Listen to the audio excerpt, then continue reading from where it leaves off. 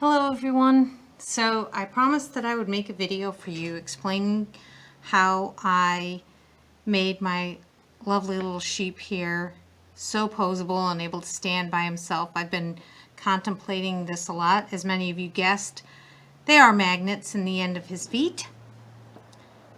And they are held on by something very special. This is not polymer. What it is held on by is something that is called steel stick. Okay, it is an epoxy that has metal shavings in it. And it's one of my favorite things to use. I've shown it in multiple videos with my satyr and different things. I actually used it in my Santa as well. And with him, I used it in a different way. I made his head so that it was a ball joint. And this joint, this neck piece, is this steel stick shaped and covered in a light wool. So we're going to talk about how I did everything. Okay, so let me remove the beheaded guy. So the first thing that I did is figured out, well, you remember a post a little while back as well where I was working on this very large piece. And this is where I started. I was trying to make him fit a specific sweater that I already had. And so his are, gotta flip it. His are the large. I'm not even gonna try to magnets. You can figure it out yourself. Oop. Now, these are really, really strong, and they're really, really annoying. One of the things that I wanted to talk to you about is that I built this whole thing, and then I went to put the feet on, and because, you know, you can only get them so far apart, and the way this works, it's very pliable at first. They kept sticking together while they were wet. So just forewarned, wanted to get that in. Don't do that. So for the sheep, I used the larger discs that look like little batteries for his feet because I wanted a little more height to him. And then for his hands, I used the thinner discs because I just did. I wanted something that was a little less profile. It didn't need to be as chunky. It has a little hole in the center, so you can literally put the wire kind of right in there. So what I do is I fold my wire in half because I'm a needle breaker a lot, and I really don't want to break needles on my wire in the center. So what I do is I fold it in half, and then I make a ball separate, and then I put a big needle, one of the doll making needles, through the center of it and kind of open up a hole, and then I slide this up in, and then I make my bends and all of that good stuff. But for right now, for the feet, I've put my top part in. I take my needle nose pliers and I turned one circle like that, and then I bent it up.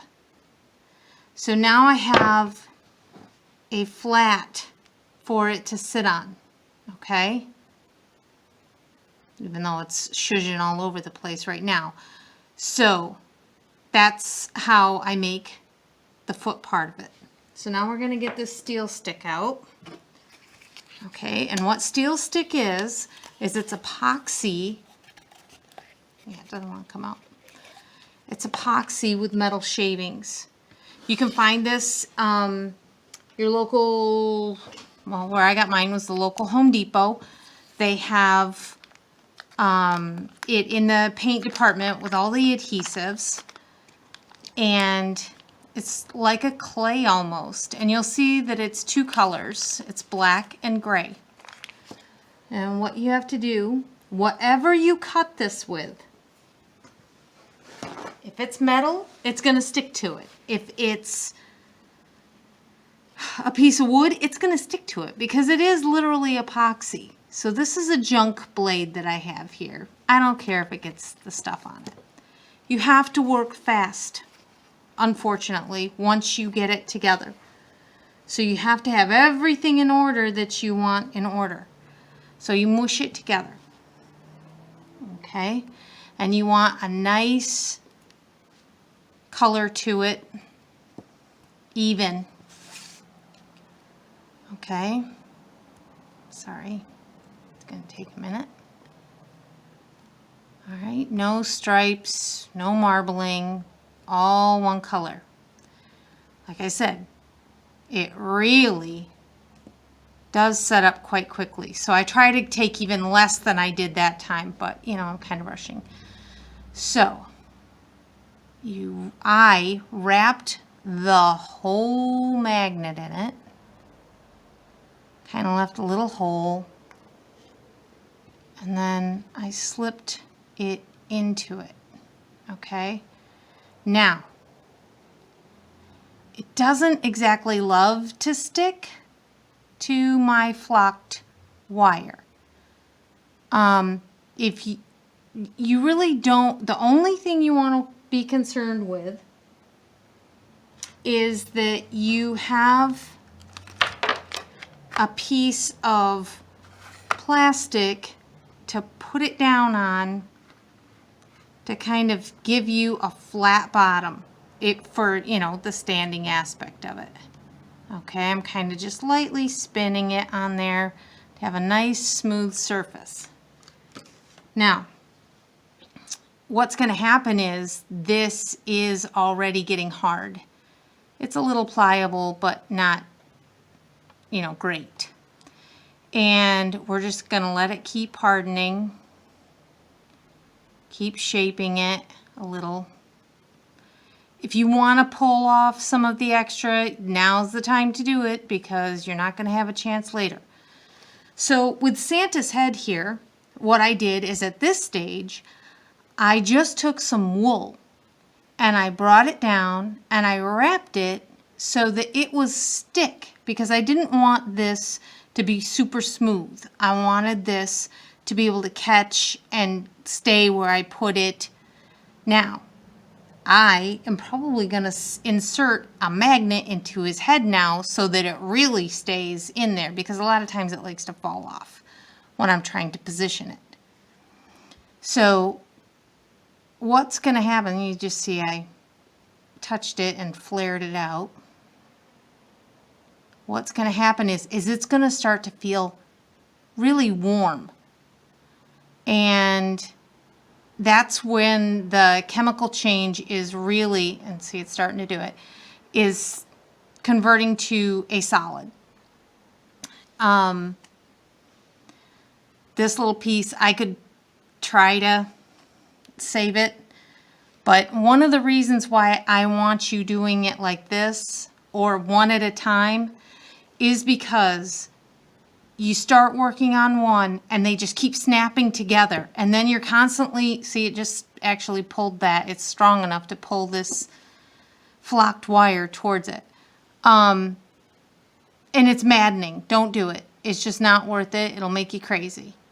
And at first I thought I was going to have to, on the sheep, because his feet are the same way, I thought I was going to have to use some glue to get it to go down far enough. I just wrapped it, and it kind of just coned down over it, did a little felting, and it did fine. So basically, I mean, that's really all there is to it. I mean, you have a lot of options. Now, the nice thing about this is that once it is hard, you can add more over the top and sculpt it. You know, put some hoof lines in or things like that. Now, the other option that you have is they do have tinier magnets out there. The tiny magnets are just so very strong. You really need to be careful with them around children.